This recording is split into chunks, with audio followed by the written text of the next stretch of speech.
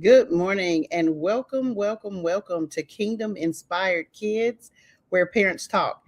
I am your host and founder, Calvette Boyd, and today we're going to be talking about Christmas pressure. So today's episode is Christmas pressure is real. Choosing peace when parenting may be a little bit challenging with our kids. So let's get started. Christmas is supposed to be joyful. We're supposed to be celebrating Christ. We're supposed to be having a good time with our family and friends.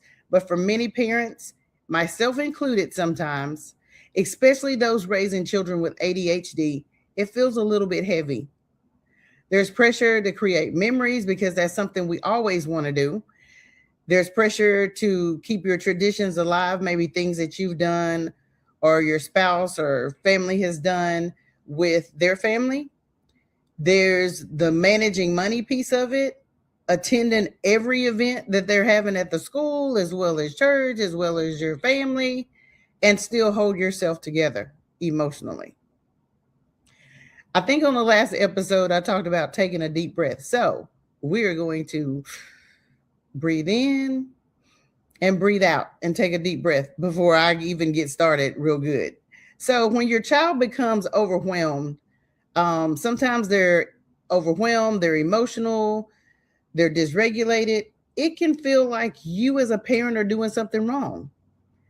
Today's episode is about naming the pressure out loud because that's something we don't usually do.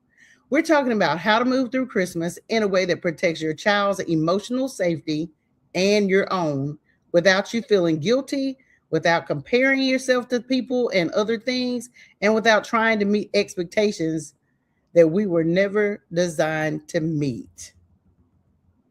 All right, so let's start right here. Simplifying traditions without shame. Traditions are meant to serve you and your family, but it's not meant to stress you out. It's a time where you're supposed to come together and do whatever it is that you do and enjoy yourselves. Many of our traditions we feel pressured like to maintain what were maybe created in a different season of our life, and sometimes those traditions just need to change. And when you're parenting a child with ADHD, some traditions cost more emotionally than they give back to you. Simplifying doesn't mean canceling Christmas because I've done that as well before. It means being honest about what you and your family can handle. So, what I want you to do is I want you to ask yourself, does this tradition bring connection or does it create overload? Does it leave my child regulated or dysregulated? Does it support peace for me and my family or does it create pressure?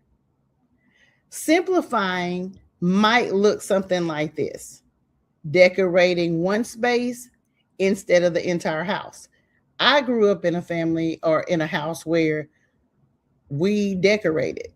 And so we decorated everything. And I find myself trying to decorate everything. Well, this year I ended up putting up the Christmas tree late.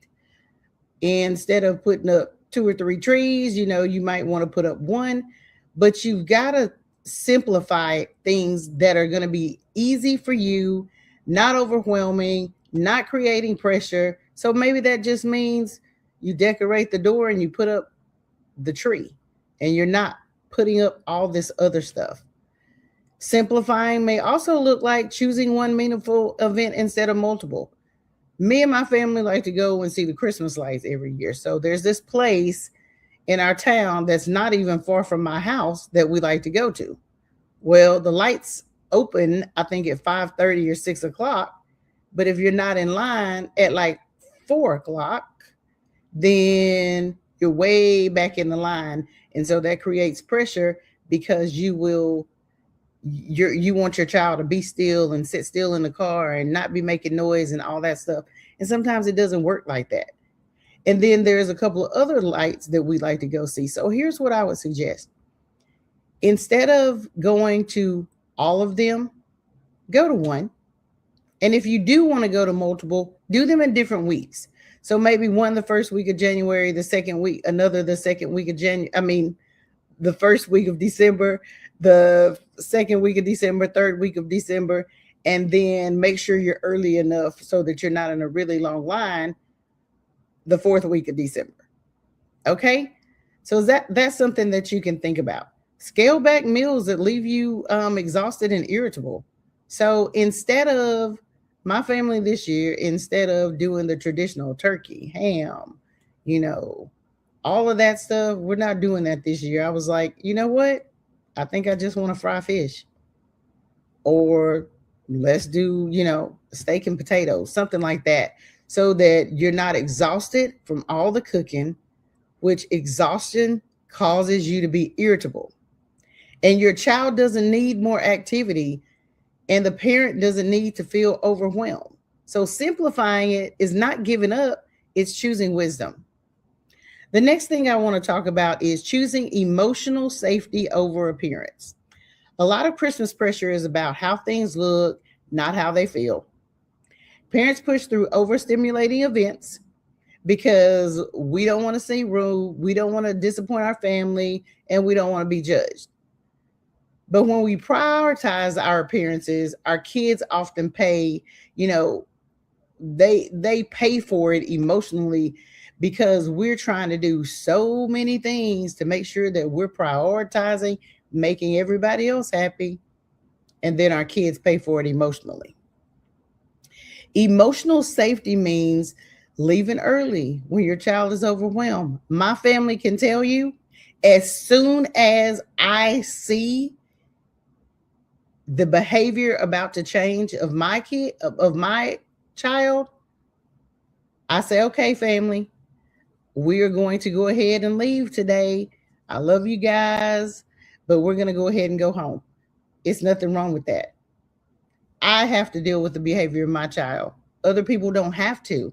And so when I see that it's about to escalate, then I just take myself out of that environment.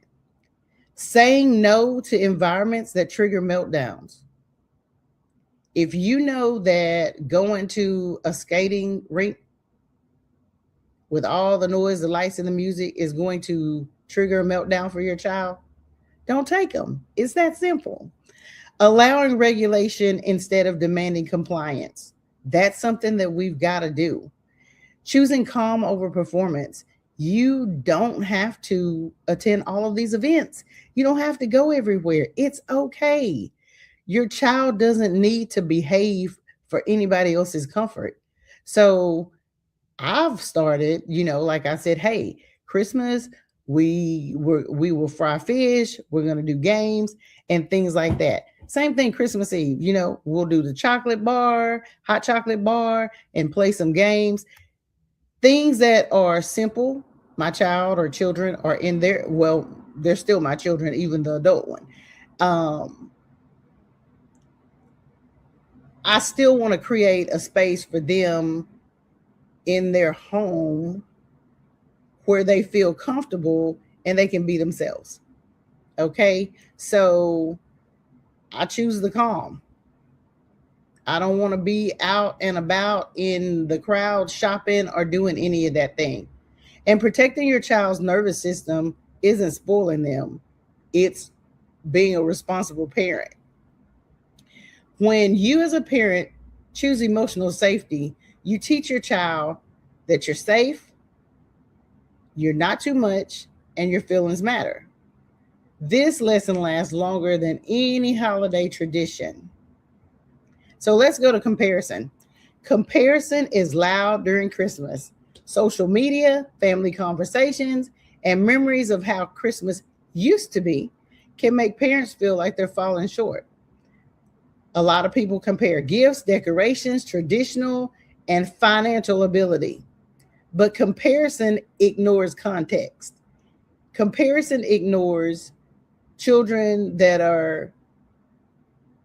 have ADHD, single parent households, financial stress, emotional labor, and survival seasons.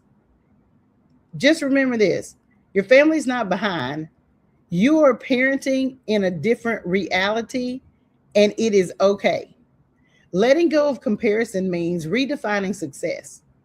We want peace, over presentation. We want connection over perfection. We want presence over pressure. Your child doesn't need what other families have.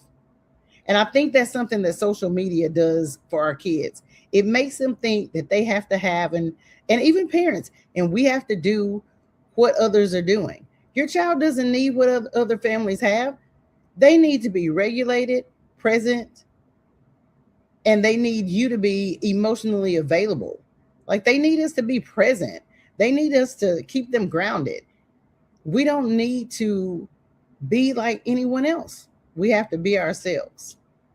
So this Christmas, I want to give you permission to release what is heavy, because that's exactly what I have done this year.